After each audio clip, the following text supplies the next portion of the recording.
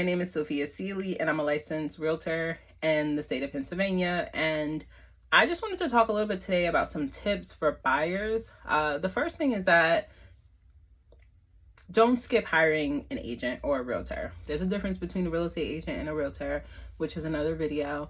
However, doing that will make a difference of how things get done, how efficiently things get done. I always tell the story of my 2 bathrooms, right? Like my first floor bathroom was done by a general contractor that shall go unnamed, but they took months and the job is not that good. My second floor bathroom, because of my experience with my first floor bathroom, I was like, I'm going to get someone who specializes in bathrooms. And I did. And it cost a little bit more money, but it got done in 2 days. Because I was just like, we're not doing that. We're not doing this month-long thing.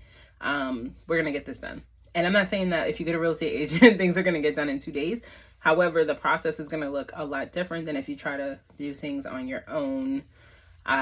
Number 2, another good thing about as a buyer getting an agent is that things financially are a lot different.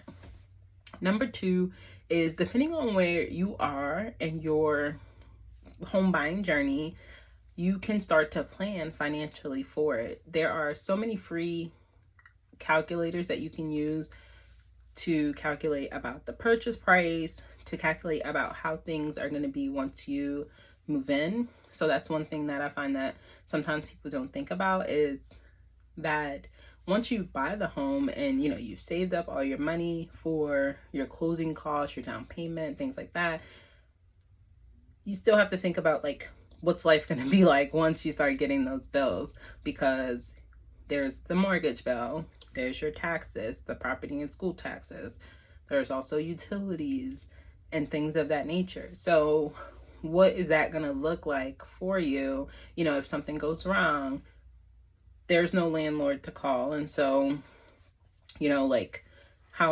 what are you saving up for those home emergencies? So those are things to start thinking about and calculating that, if you're not trying to buy a house next month and you haven't started saving for these are things to think about.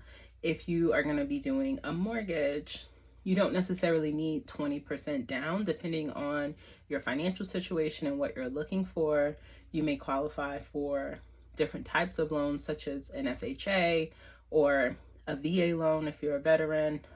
There are like a lot of different requirements that go along with that. And if you start getting your ducks in a row, you can start talking to the right people to help you get more of that information. And so I probably will talk about that in a different video.